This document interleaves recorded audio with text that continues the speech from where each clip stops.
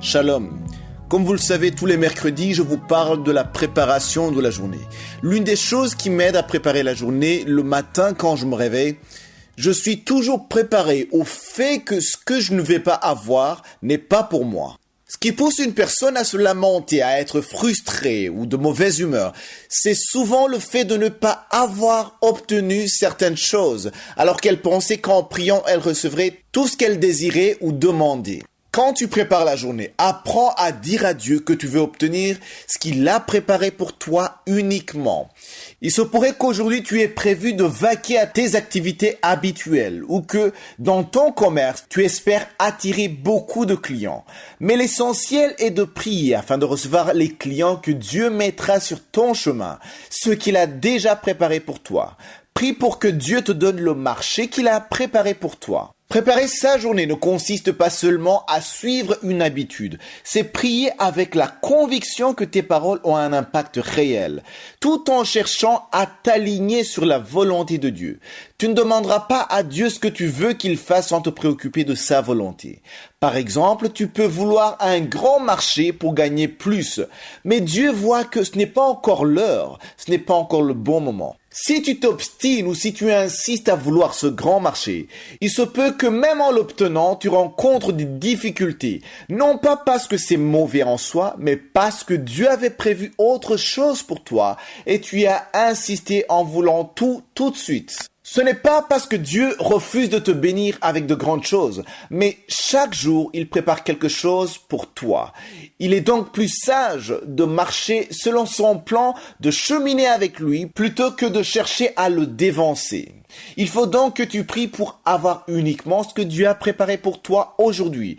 Nous avons un problème souvent de désirer ce qui ne nous appartient pas. Si tu vas par exemple demander un visa à l'ambassade, prie pour que accomplit son plan dans ta vie. C'est-à-dire que si c'est pas son plan, que les portes se ferment. C'est une prière qui est difficile à faire, mais qui est nécessaire si tu veux t'aligner à la volonté de Dieu.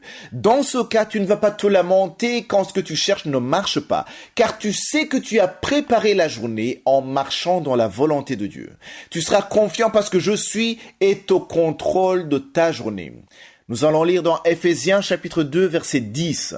Il est écrit « Car nous sommes son ouvrage, ayant été créés en Jésus-Christ pour de bonnes œuvres que Dieu a préparées d'avance, afin que nous les pratiquions. » Dieu n'a pas créé les bonnes œuvres ce matin, mais la parole de Dieu nous dit qu'il a préparé d'avance ces bonnes œuvres. En d'autres termes, chaque matin, il y a de bonnes œuvres que je suis à préparer pour que toi tu les pratiques. Au lieu de commencer la journée avec le stress, avec la peur, en te demandant comment tu vas faire pour que ta journée soit réussie, aie confiance en Dieu et sache qu'il connaissait déjà ce jour, qu'il a préparé de bonnes œuvres pour toi. C'est pourquoi j'ai dit que nous devons demander ce qu'il a préparé pour nous. Les bonnes œuvres ne sont pas toujours visibles. Ça peut être une bonne conduite au travail. Ça peut être la patience avec ton conjoint, ta conjointe, tes enfants. Une décision sage au lieu de réagir sous l'effet de la colère. Il ne s'agit plus simplement de se préparer à affronter la journée, mais de prendre conscience que cette journée a déjà un sens, une direction et une valeur avant même de la commencer. Avant même de sortir de son lit. De plus, comprendre que Dieu a préparé la journée à l'avance permet de mieux gérer les imprévus. Et tu vas trouver que ce qui semblait être un obstacle ou une perturbation sera en réalité quelque chose que Dieu a mis dans ton parcours pendant cette journée.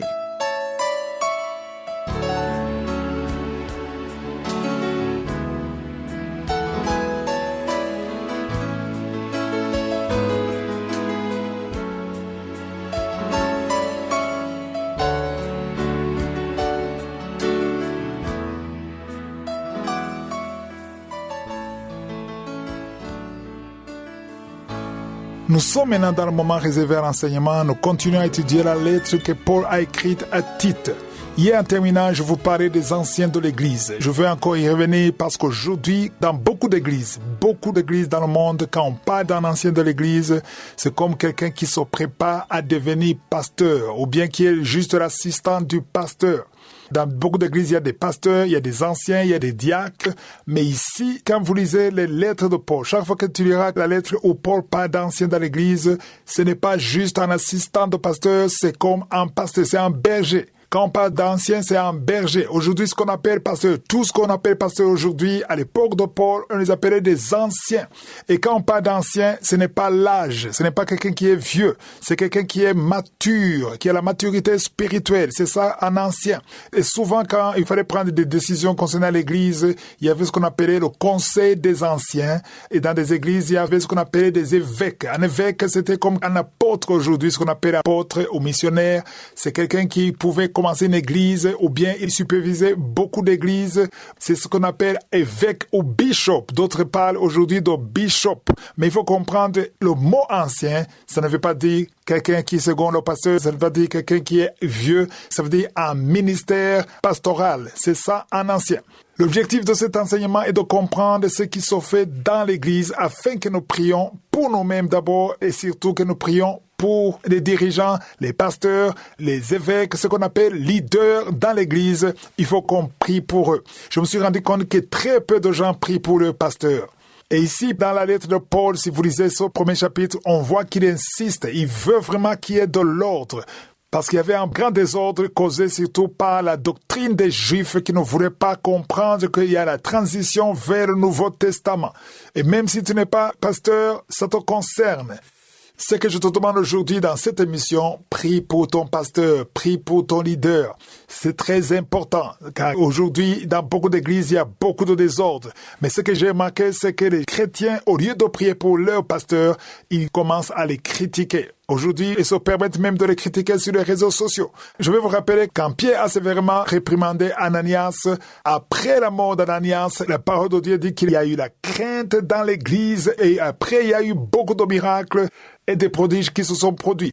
J'aimerais vous dire qu'aujourd'hui, on voit rarement la puissance de Dieu dans des églises parce qu'il y a du désordre. Le Saint-Esprit n'aime pas travailler là où il y a le désordre. Voilà pourquoi Paul insistait pour qu'il y ait l'ordre. Et j'espère que cet enseignement va aider les serviteurs de Dieu, les pasteurs qui m'écoutent, afin qu'ils puissent ramener l'ordre dans l'église. Et comme je vous le disais, aujourd'hui, très peu prient pour leurs pasteurs.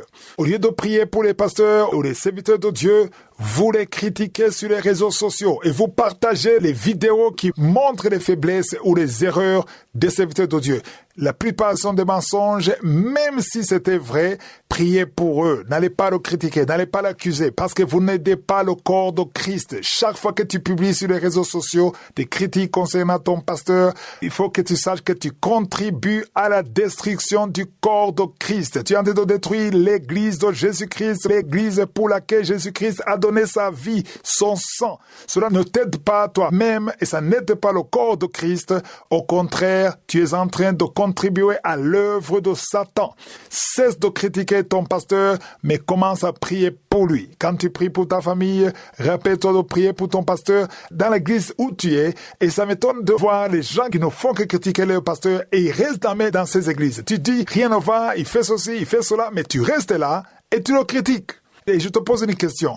À part parler des erreurs de ton pasteur, est-ce que tu pries pour lui? Quand tu es avec tes amis, tu parles de ce qui ne marchait pas, est-ce que tu pries pour lui? Beaucoup de pasteurs ne se repentent pas parce qu'ils n'ont personne pour prier pour eux. Voyons ce que Paul écrit dans Romains 15, verset 30 à 31. Il a dit, « Je vous exhorte, frères, par notre Seigneur Jésus-Christ et par l'amour de l'Esprit, à combattre avec moi en adressant à Dieu des prières en ma faveur. » Il est en train de supplier les Romains de prier pour lui. C'est ce que je fais souvent. Je vous demande de prier pour moi parce que les prières permettent aux serviteurs de Dieu de faire ce qu'ils doivent faire, de résister aux attaques, de résister à la chair, de résister au diable. Mais il faut prier pour lui. Quand vous priez pour lui, vous lui donnez la force de résister. Il faut que vous soyez conscient que les serviteurs de Dieu sont très attaqués parce que le diable sait que s'il attaque le berger et qu'il est affaibli, il sait qu'il va gagner beaucoup d'âmes sous son autorité. Si je suis le vœu, je vais continuer d'en parler demain. Passez une bonne journée.